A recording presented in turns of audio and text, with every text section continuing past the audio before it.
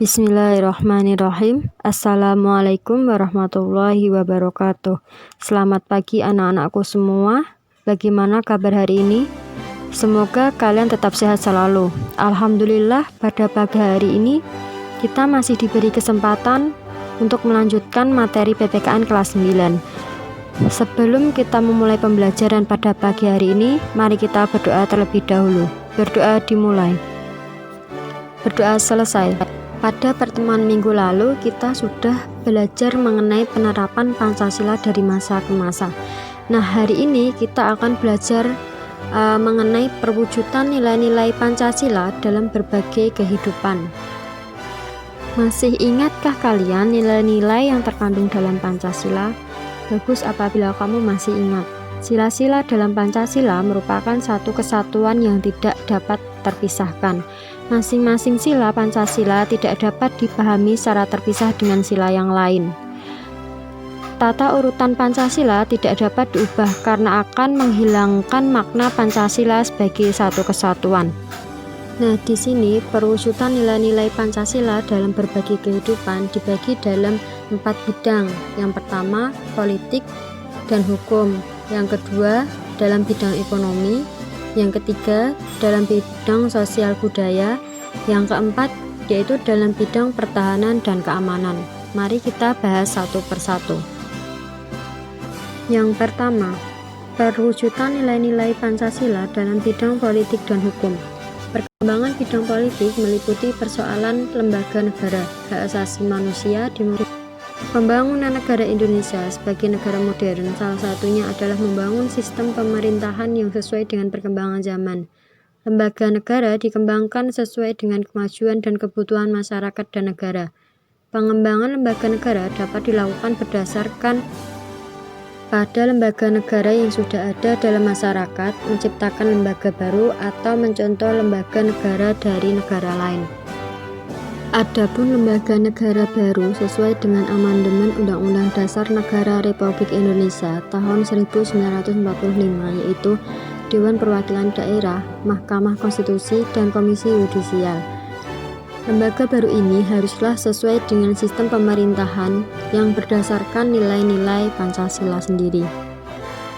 Bangsa Indonesia menghargai hak asasi manusia sesuai dengan nilai-nilai Pancasila. Bukan hak asasi manusia yang mengutamakan kebebasan individu atau mengutamakan kewajiban tanpa menghargai hak individu, namun hak asasi manusia yang menjaga keseimbangan antara hak dan kewajiban. Hak asasi manusia yang dijiwai oleh kelima sila Pancasila, yaitu ketuhanan yang Maha Esa, kemanusiaan yang adil dan beradab, persatuan Indonesia, dan kerakyatan yang dipimpin oleh hikmat kebijaksanaan dalam permusyawaratan perwakilan, serta mewujudkan keadilan sosial bagi seluruh rakyat Indonesia. Demokrasi yang dikembangkan di negara kita adalah demokrasi Pancasila, yaitu suatu sistem demokrasi yang tumbuh dari tradisi nilai-nilai budaya bangsa. Demokrasi yang mengutamakan musyawarah mufakat dan kekeluargaan. Demokrasi ini tidak berdasarkan dominasi mayoritas maupun tirani minoritas. Sistem yang mengutamakan kekeluargaan, bukan sistem oposisi yang saling menjatuhkan serta mengutamakan kepentingan individu maupun golongan. Sistem pemilihan umum dalam demokrasi merupakan salah satu contoh perwujudan demokrasi yang dikembangkan di Indonesia.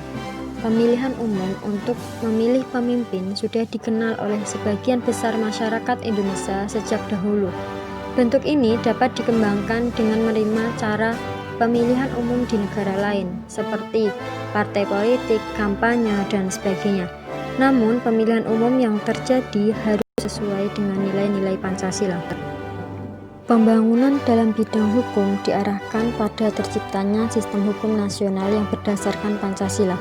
Hukum nasional harus bersumber pada nilai-nilai Pancasila sebagai sumber dari segala sumber hukum.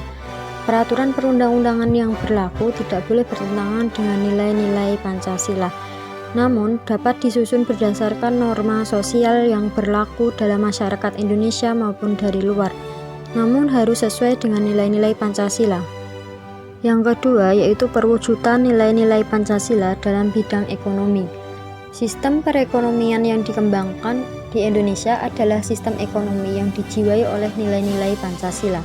Landasan operasional sistem ekonomi yang berdasarkan nilai-nilai Pancasila ditegaskan dalam Undang-Undang Dasar Negara Republik Indonesia tahun 1945 yang terdapat pada pasal 33. Silahkan nanti bisa dicari isi dari pasal 33 Undang-Undang Dasar 1945. Berbagai wujud sistem ekonomi, baik yang sudah ada dalam masyarakat Indonesia maupun pengaruh budaya asing, dapat dikembangkan selama sesuai dengan nilai-nilai Pancasila.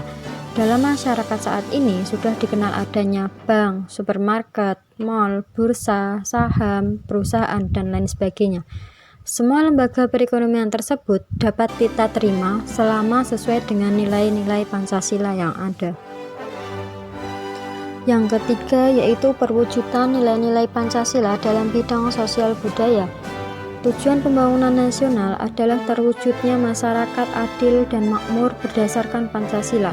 Kita menghendaki terwujudnya masyarakat yang berdasarkan Pancasila.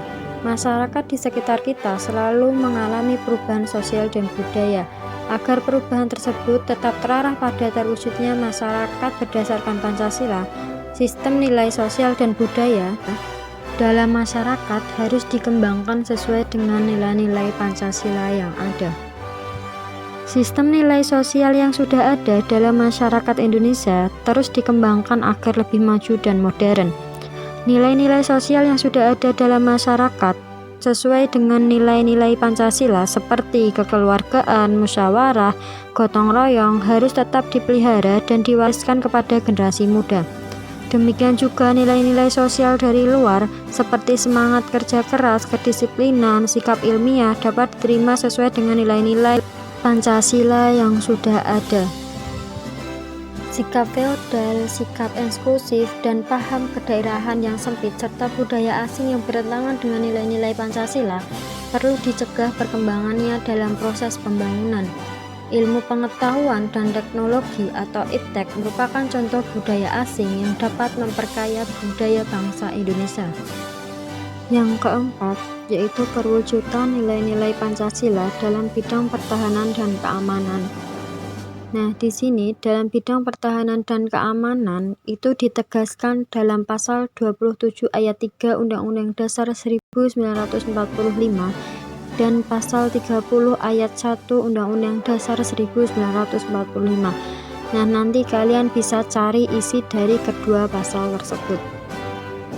Sistem pertahanan dan keamanan negara dilakukan oleh TNI dan Polri. Tapi kita sebagai masyarakat bisa berpartisipasi dalam bela negara. Bentuk partisipasi rakyat dalam pembelaan negara sudah ada dalam masyarakat. Hal tersebut dibuktikan dengan adanya kegiatan ronda malam atau sistem keamanan lingkungan atau Siskampling yang melibatkan masyarakat secara bergantian. Di sini tugas kita sebagai generasi muda adalah untuk tetap mempertahankan Pancasila sebagai dasar negara dan ideologi nasional. Upaya untuk mempertahankan Pancasila tidak hanya dengan tetap menjadikannya sebagai dasar negara dan tidak mengubahnya, tetapi yang paling utama adalah dengan menghayati dan mengamalkan nilai-nilai Pancasila tersebut dalam kehidupan sehari-hari. Sekian pelajaran pada pagi hari ini, semoga bermanfaat bagi kita semua, semoga bisa menambah pengetahuan anak-anak semua. Selamat belajar dan selamat mengerjakan tugas. Terima kasih. Wassalamualaikum warahmatullahi wabarakatuh.